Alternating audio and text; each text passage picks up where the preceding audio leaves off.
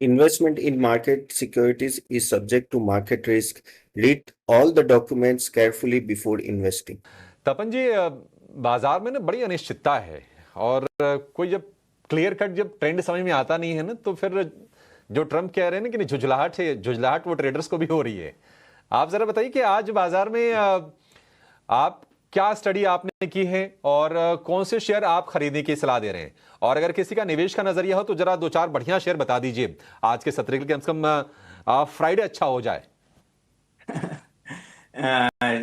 जी अभिषेक जी, देखो ये result season जो आ रहा है ना वो काफी मिक्स बैग है। और ना अभी कुछ 3-4 दिन से ठीक ठाक रिजल्ट आ रहे हैं।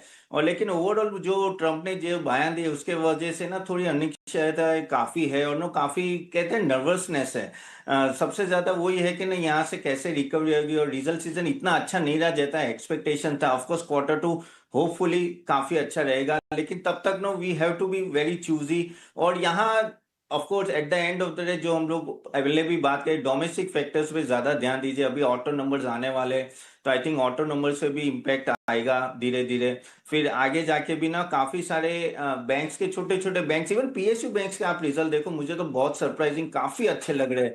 तो वो भी आप देखो पीएसयू बैंक्स के रिजल्ट अगर कुछ देखे लास्ट जो देखे मैंने बहुत ही अच्छे थे। तो कुछ कुछ पॉकेट में आप देख रहे हो ग्रीन शूट्स दिख रहे हैं और वहीं हमें कंसंट्रेट करना चाहिए। होटल बिजनेस के भी जो आते हैं वो थोड़े ठीक है, हेल्थ केयर भी ठीक है। तो हेल्थ केयर, होटल्स, खास करके PSU banks, selected housing finance company, उन सब पे ध्यान दे सकते हैं। और ये ऑटो में आई थिंक नो 2-3 स्टॉक, अगर एक स्टॉक की मैं बात करूं आयशा मोटर का तो अच्छा था, वो भी एक रेडार में आप रख सकते हो। प्लस एक दूसरा एक स्टॉक है थोड़ा महंगा है लेकिन टीवीएस मोटर मेरे दिमाग में चले, वो आई थिंक यहाँ से परफॉर्म करेगा। इवन होटल बिजनेस में भी मुझे लग रहा है कि अभी आई थिंक ये फेस्टिवल सीजन है तो इंडियन होटल्स थोड़ा आप ध्यान में रख सकते हो, वो भी यहाँ से ठीक ठाक परफॉर्मेंस कर पाएगा। इवन हेल्थ केयर में अगर आप देखो अपोलो, मैक्स हेल्थ केयर, तो मैक्स हेल्थ केयर भी एक ऐसा स्टॉक है जो आपके रेडार में रहना चाहिए। डोमेस्टिक फेसिंग है और यहां से ना मुझे लग रहा है 2-3 क्वार्टर में आई थिंक इनमें कोई प्रॉब्लम नहीं आएगी। ऑफकोर्स टैरिफ के मामले में तो आपको पता ही है, ट्रम्प साहब है तो हमें पता नहीं क्या होगा आगे। तो आई थिंक डोमेस्टिक फैक्टर में ही फोकस करना चाहिए, डोमेस्टिक सेक्टर में ही फोकस करना चाहिए। तपन, एक टेक आपसे एफएमसीजी बास्केट पर ही जानना चाहूंगी। वैसे तो एफएमसीजी मेजर्स की ही माने तो जहां नंबर्स आ रहे थे, इसके अलावा भी मामी जैसे स्टॉक्स में देखिए 6-6.5% की तेजी थी। कंजम्पशन को पोर्टफोलियो का हिस्सा बनाना चाहिए। जी मानसी, देखो गल का रिजल्ट जो एक्चुअल का है ऑफ कोर्स नो जो एस्टिमेट थे उससे तो काफी अच्छा आया। और वो दिखा रहा है कि कहीं ना कहीं डिमांड अभी नो रूरल एरिया में बढ़ रही है और अर्बन एरिया में भी स्लोली एंड ग्रेजुअली, क्योंकि eight the end of the जो रूरल एरिया था वो लैगार्ड था। अभी वहां से हमें थोड़ी तेजी दिख रही है। अगर वॉल्यूम ग्रोथ भी देखो तो उन्होंने बोला है कि आगे जाके ऑलमोस्ट 6 से 8% का वॉल्यूम ग्रोथ होगा। देखो एक्चुअल जब कमेंट्री देता है ना मैनेजमेंट का, वो बहुत ही मायने रखती है, क्योंकि एक्चुअल नेस्ले ये ऐसी कंपनीज है ना और आईटीसी जो पूरा एफएमसीजी कवर करती है, तो उनको पता होता है कि पल्स क्या है। तो उन्होंने बोला 6 से 8% का जो रेवेन्यू ग्रोथ आ सकता है आगे जाके। इवन रूरल एरिया में अभी उन्होंने अपटिक कर दिया, अराउंड 6% के आसपास वॉल्यूम ग्रोथ होगा, जो पहले काफी 2 से 4% के आसपास, जो दिखा रहा है कि यहाँ से 1-2 क्वार्टर शायद अच्छे रहेंगे। और जिस तरह से इमामी में देखिए, इवन जो बिजनेस अपडेट्स आए थे मैरिको के देखिए आप, गोदरेज कंज्यूमर के देखे, इन सब के बहुत ही पॉजिटिव बिजनेस अपडेट्स आए थे और रिजल्ट भी ठीक ठाक आ रहे हैं काफी के। तो ये दिखा रहा है कि ओवरऑल कंजम्पशन में अभी पुश आ रहा है स्लोली एंड ग्रेजुअली। जो लोअर इन्फ्लेशन था उसका बेनिफिट हो रहा है, लोअर इंटरेस्ट रेट कट का भी बेनिफिट ट्रांसफर हो रहा है। और आई थिंक नेक्स्ट क्वार्टर तो और अच्छा होगा। तो ऑफकोर्स कंजम्पशन और प्लस एफएमसीजी, ये एक दो एरिया है जहां आई थिंक सबको इन्वेस्ट करना चाहिए। और इसमें अगर आप कहो तो मेरा हिसाब से टॉपिक मेरा मैरिको रहेगा यहाँ। और क्योंकि देखो ओवरऑल पूरे पॉकेट में ग्रोथ आएगा, लेकिन वहां जहाँ कॉन्सेंट्रेशन आप डबल डिजिट में ग्रोथ है वहां आप फोकस करें तो ज्यादा अच्छा। लेकिन yes, I am very positive और ये सेक्टर में इन्वेस्ट करना चाहिए। एक व्यू आपसे जानना चाहेंगे तपन जी, बजाज ऑटो के आंकड़े आगे, हालांकि शेयर हाल फिलहाल थोड़ा कमजोर रहा है। हीरो मोटो से अगर हम तुलना करेंगे या फिर टीवीएस से, तो थोड़ी कमजोरी के साइंस बजाज ऑटो ने दिखाए हैं। ये आंकड़े आपको लगता है कि सपोर्ट कर पाएंगे शेयर को? अभिषेक जी देखिए, बजाज ऑटो में लास्ट टाइम जो मैनेजमेंट कमेंट्री आई थी ना, उन्होंने खास करके बोला था कि रेयर अर्थ मटेरियल का उनको एक इशू लग रहा है, आगे जाके उनके ईवी प्रोडक्शन में इम्पैक्ट आएगा। और उस दिन से आप देखो, और उस टाइम पे उनकी कमेंट इतनी अच्छी, तब से वो स्टॉक काफी हद तक गिर गया था। लेकिन देखो यहाँ से जिस तरह से ये आ रहे, वॉल्यूम तो अच्छा लग रहा है, ऑफकोर्स एस्टिमेट्स देखने पड़ेंगे कितने थे, लेकिन मुझे तो ठीक ठाक लग रहा है। और यहाँ से मुझे, क्योंकि ये स्टॉक इतना गिरा हुआ है, तो आगे जाके अगर फेस्टिवल सीजन में उनके वॉल्यूम पिक होते हैं तो ऑफकोर्स नो स्टॉक बढ़ भी सकता है। क्योंकि अगर आप वैल्यूएशन वाइज भी देखो तो ये स्टॉक नो अच्छे वैल्यू पे है, ऐसा नहीं कि ये महंगा स्टॉक है। आगे जाके वो ऑलमोस्ट 7% का वॉल्यूम ग्रोथ का कह रहे, प्रीमियमाइजेशन और ईवी में भी वो बोल रहे कि अगर ये रेयर मटेरियल का प्रॉब्लम्स हो जाए तो वहां भी वॉल्यूम ग्रोथ देख रहे हैं। मार्जिन ऑफ कोर्स थोड़ा वीक था, लेकिन वहां मार्जिन में भी ये बोले कि ऑलमोस्ट एबिटा लेवल पे 20% मार्जिन वो स्टेडी रखेंगे। और रेवेन्यू ग्रोथ भी ठीक ठाक रहेगा, सिंगल डिजिट में, not in a double digit. तो क्योंकि ये वैल्यूएशन डाउन है इसका, और ये ऑफ कोर्स नो अगर ऑफ कोर्स एस्टिमेट के सामने हमें वॉल्यूम देगा, तो आई थिंक यहाँ अपटिक आ सकते हैं। मैं थोड़ा पॉजिटिव है ऑटो स्टॉक्स में, क्योंकि ये बेस इसका कम है, तो ये कुछ एक दो क्वार्टर आई थिंक थोड़ा परफॉर्म भी कर सकता है। तपन जी, पीएनबी हाउसिंग, अब ये एमडी एंड सीईओ साहब जा रहे हैं कंपनी से, गिरीश कोसगी साहब, और ये 10% की गिरावट, क्या आपको लगता है कि ये थोड़ा ओवर लग रहा है, गिरावट ओवर डन है? ये क्या करना चाहिए शुरुआत होने पर? अभिषेक, ये देखो, पीएनबी हाउसिंग ने तो बहुत अच्छा नो ओवरऑल रिजल्ट भी दे रहे हैं, और नो काफी हद तक नो रिकवरी भी अच्छी खासी आई है पीएनबी हाउसिंग। ऑफ कोर्स ये सीईओ काफी पाइवटल थे ना ग्रोथ के लिए, अभी वो स्टेप डाउन हो रहे, तो अभी देखना पड़ेगा कि मैनेजमेंट यहाँ से आप किसको अपॉइंट करो, किस तरह से आगे क्लू आएगा। 10% मुझे कुछ ज्यादा लगे। ऑफकोर्स ये प्री ओपनिंग है, लेट्स सी कि जब मार्केट ओपन होता है तो कितना गिर रहा है वो। लेकिन आई थिंक ओवरऑल हाउसिंग में, फाइनेंस में, तो आई थिंक ये स्टॉक भी बहुत अच्छा कर रहा है। और अगर मैं देखूं आगे भी वो 16% सीएजीआर का ग्रोथ बोल रहे हैं। एफोर्डेबल हाउसिंग आपको भी पता है कि ऑलमोस्ट नो इन पीएनबी हाउसिंग में 50% से ज्यादा रहता है। और नेट इंटरेस्ट मार्जिन भी कुछ 3.7 के आसपास का गाइडेंस है इनका, तो ये बहुत जी। ही अच्छे गाइडेंस है। आगे जाके भी मुझे तपन, आप कैसे देख रहे हैं मार्केट की इस शुरुआत को, और आपकी तरफ से फंडामेंटल व्यूज क्या होंगे? मानसी देखिए, दो दो पॉकेट में अच्छे खासे ना मूव्स आ रहे हैं। एक है पीएसयू बैंक्स के रिजल्ट काफी ठीक ठाक आ रहे हैं। इवन ये जो एफएमसीजी पैक जो हमने ऑलरेडी पहले भी बात की ना, काफी अच्छे रिजल्ट्स आ रहे हैं। तो यहाँ से डोमेस्टिक फैक्टर्स में आई थिंक आप एफएमसीजी में फोकस कर सकते हो, क्योंकि अभी क्या होगा कि लोअर इन्फ्लेशन का, और इसमें क्या होगा, मार्जिन इंप्रूवमेंट आएगा। क्योंकि eight the end of the day आपके रॉ मटेरियल प्राइस सस्ते हो रहे हैं, तो मार्जिन इंप्रूवमेंट कुछ क्वार्टर्स में देखेंगे। और वॉल्यूम अपटिक भी अच्छा खासा दिख रहा है। तो मुझे यहाँ एफएमसीजी में दो स्टॉक, एक तो मैरिको और टाटा कंज्यूमर, दो स्टॉक मेरे एंड से रहेंगे, जो मुझे लग रहा है कि कुछ क्वार्टर्स में अच्छा परफॉर्म कर सकते हैं। जी, फार्मा में करना क्या है? और सन फार्मा 5.5% टूट गया, कल भी हमने गिरावट देखी थी। दूर रहें या फिर थोड़ी बाइंग की कोशिश करनी चाहिए?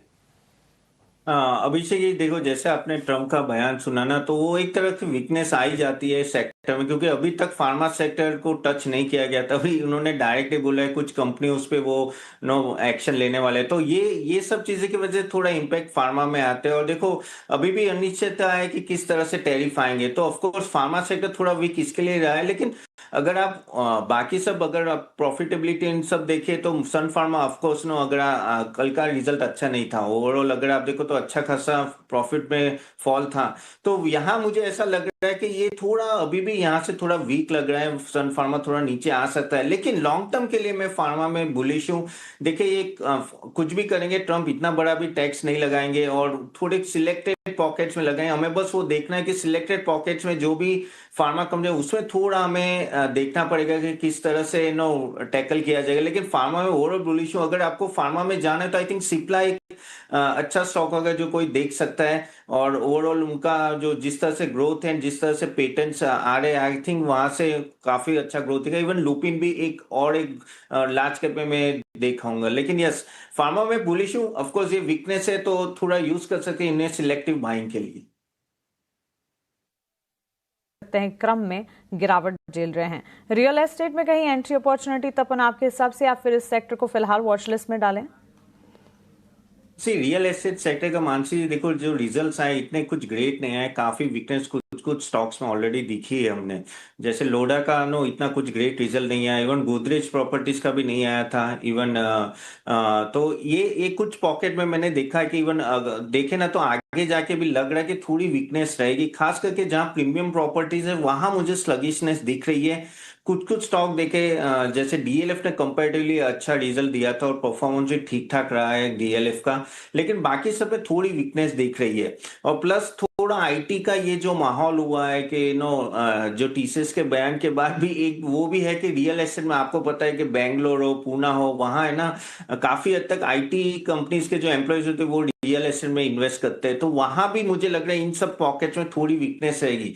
तो आगे जाके of course interest rate cut होगा, उसका सपोर्ट मिलेगा इनको, लोअर इन्फ्लेशन है, लेकिन जब आईटी सेक्टर जितना थोड़ा होता है तो उसका एक दो क्वार्टर में थोड़ा इम्पैक्ट आपको दिखेगा। तो मुझे लग रहा है कि थोड़ा वॉच करके यहाँ इन्वेस्ट करना चाहिए। सिलेक्टेड पॉकेट्स में अफोर्डेबल हाउसिंग में जाओ तो बेटर रहेगा। प्रेस्टीज एस्टेट हो गए, वैसे अगर अगर प्रीमियम में जाए तो DLF is a comparatively safe bet, लेकिन अदरवाइज ना आपको ये पूरा रिजल्ट सीजन एक बार देख के इन्वेस्ट करना चाहिए। आई थिंक रियल एस्टेट आपको इनफ मौके देंगे एक दो क्वार्टर में इन्वेस्ट करने के लिए, तो थोड़ा वेट एंड वॉच में रखूंगा, तुरंत मैं जाके इन्वेस्ट नहीं करूंगा इसमें। तपन जी, टाटा मोटर क्या करें? बाकी ऑटो में तो थोड़ी हम देख रहे हैं कि बाइंग हो रही है, लेकिन टाटा मोटर की ये दिक्कत है, ये क्या करना चाहिए अभी?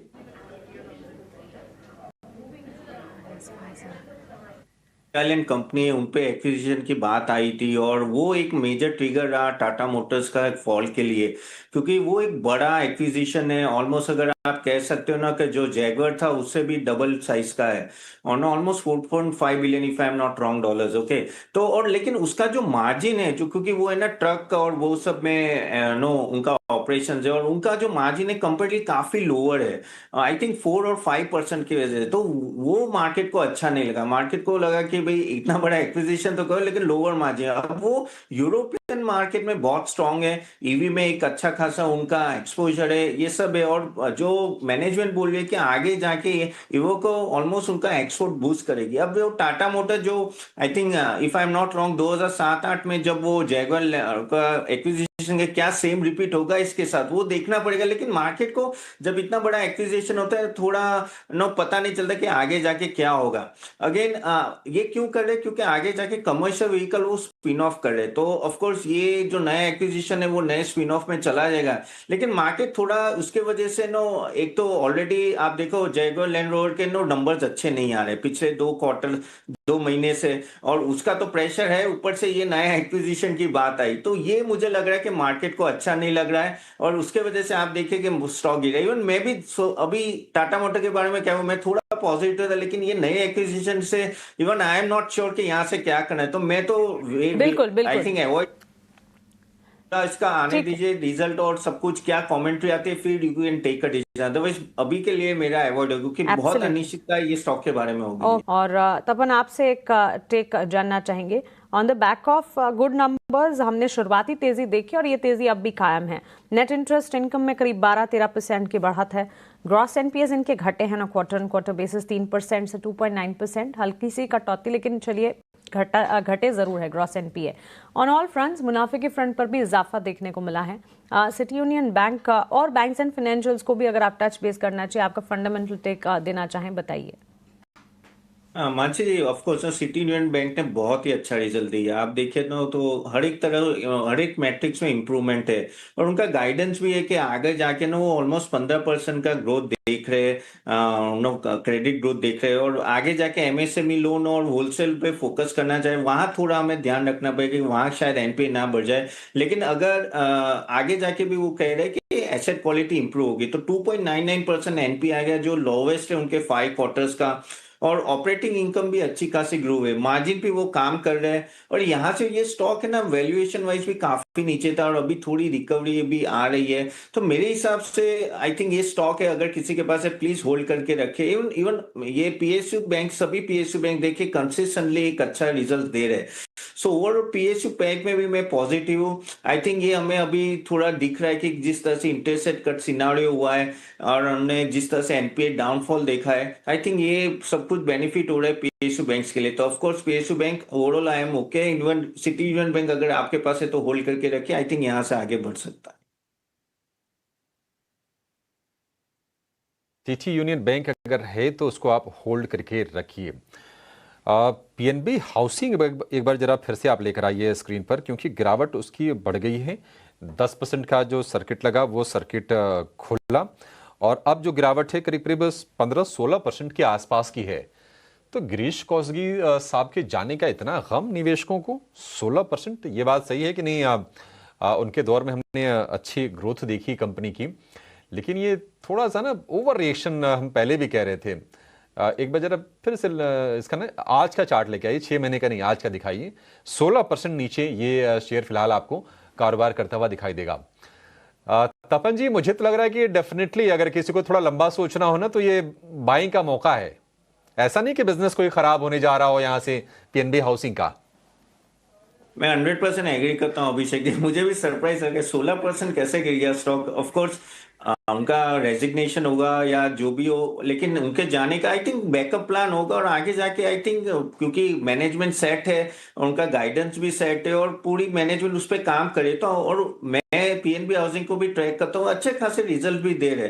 तो मेरे हिसाब से मैं भी एग्री करता हूँ कि ये 16% और यहाँ से भी नीचे है तो एक तरह से बाय ऑन डिप्स ये रहेगा स्टॉक। और हाउसिंग फाइनेंस ओवरऑल अच्छा रिजल्ट भी दे रही है और आगे जाके भी आप देखें तो इनका ऑलमोस्ट कह सकते हैं कि 16% से AUM ग्रोथ होने वाला है और नेट इंटरेस्ट मार्जिन 3.64% वो मेंटेन करने वाला है, जो बहुत अच्छा होता है किसी भी एनबीएफसी हाउसिंग फाइनेंस के लिए। और अफोर्डेबल हाउसिंग फाइनेंस तो ऑफ कोर्स एक ट्रेंड है और आगे जाके सरकार भी फोकस करिए। तो मेरे हिसाब से यस आई डू एग्री, ये मौका आ रहा है कि आप इसको थोड़ा थोड़ा करके एक्यूमुलेट कर सकते हैं। मुझे आगे जाके मैनेजमेंट का इस पे व्यू आएगा और कोई नया मैनेजमेंट CEO आएगा, लेकिन I think things are okay from here if everything taken care by management.